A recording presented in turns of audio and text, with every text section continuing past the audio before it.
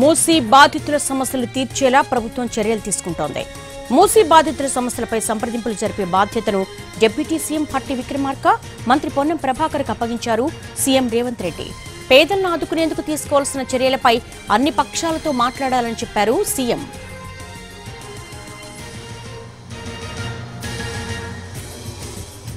Musi నిర్వాసితులను అనాథలను చేయబోమన్నారు CM Revanth. మాజీ కేంద్ర మంత్రి జి వెంకటస్వామి జయంతి కార్యక్రమంలో మాట్లాడిన ఆయన మూసీ నిర్వాసితులకు అండగా ఉంటామని భరోసా ఇచ్చారు. బఫర్ జోన్లో ఇళ్లు ఉన్న వాళ్లకు కూడా ప్రత్యామ్నాయం చూపిస్తామని హామీ ఇచ్చారు. ఫామ్ హౌస్లను కాపాడుకునేందుకే కొందరు పేదలను రెచ్చగొడుతున్నారని, ప్రత్యామ్నాయం అడిగితే చెప్పరని విమర్శించారు.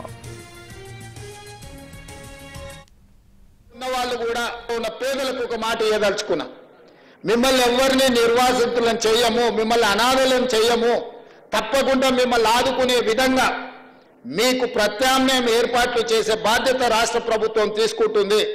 మూసీ రివర్ బెడ్లో ఉన్న కష్టాలలో ఇక్కడికి వచ్చి ఆ మూసీ మురికిలో దోమలకు అక్కడుండే కాలుష్యమైన వాతావరణంలో కూడా ఉంటున్నారు, నివసిస్తున్నారు. అంటే నిజంగా వాళ్ళు అత్యంత నిరుపేదలు, ఏ ఆదరణ లేక ఏమి చేయాలో తెలియకనే వాళ్ళు అక్కడ నివసిస్తున్నారు.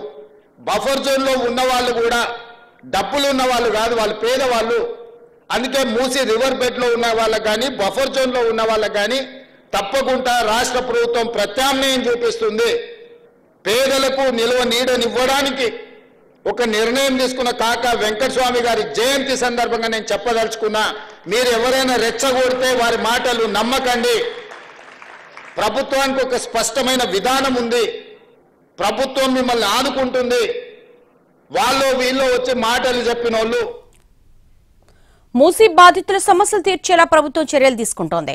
మూసీ బాధితుల సమస్యలపై సంప్రదింపులు జరిపే బాధ్యతను డిప్యూటీ సీఎం భట్టి విక్రమార్క, మంత్రి పొన్నం ప్రభాకర్కు అప్పగించారు సీఎం రేవంత్ రెడ్డి. దీనికి సంబంధించి మా స్పెషల్ కరెస్పాండెంట్ చారిని అడిగి మరిన్ని వివరాలు తెలుసుకుందాం.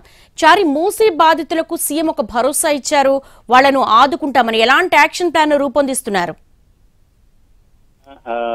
మూసీ పక్షాలకు సంబంధించినటువంటి వివాదం కొద్ది రోజులుగా కొనసాగుతుంది. పునరావాసానికి సంబంధించి, అలాగే మూసీ పరివాహక ప్రాంతంలో ఉన్నటువంటి ఇళ్ల తొలగింపుకు సంబంధించినటువంటి అంశం మీద ప్రతిపక్షాలు గడిచిన కొద్ది రోజులుగా ఆందోళన చేస్తున్నాయి. అలాగే బాధితులకు సంబంధించినటువంటి వర్షాన్ని కూడా ప్రభుత్వం కూలంకషంగా వినాలనేటువంటి అభిప్రాయంతో ఉంది. ఇప్పటికే 15,000 మందికి సరిపడా డబుల్ బెడ్రూమ్ ఇళ్లను ఏర్పాటు చేసింది. అయితే ఇక్కడ రెంట్కు ఉండేటువంటి వాళ్ళు, లేదంటే మూసీలో స్వతహాగా పట్టా ల్యాండ్స్ లాగా ఉన్నటువంటి వాళ్ళందరూ కూడా ఖాళీ చేయాల్సినటువంటి పరిస్థితి ఉన్నటువంటి నేపథ్యంలో వీటన్నింటికి సంబంధించి ఒక క్లారిటీ ఇవ్వాలనేటువంటి ఆలోచనతో సీఎం రేవంత్ రెడ్డి ఉన్నారు. దాంట్లో భాగంగానే అక్కడ ఉన్నటువంటి పేదలందరినీ ఆదుకోవడానికి సంబంధించినటువంటి ఒక యాక్షన్ ప్లాన్ ని సిద్ధం చేయడానికి ప్రభుత్వం ఇప్పటికే కొన్ని కసరత్తు చేసింది. దాంట్లో డబుల్ బెడ్రూమ్ ఇండ్లు అనేవి ఒక అంశము. మిగతా అంశాలకు సంబంధించి భూమి కొనుగోలు చేసి ఉన్నటువంటి వాళ్ళు, అలాగే వాళ్లకు పూర్తి స్థాయిలో పరిహారం ఎలా ఇవ్వాలి అనే దానికి సంబంధించినటువంటి అంశాలన్నింటి మీద కూడా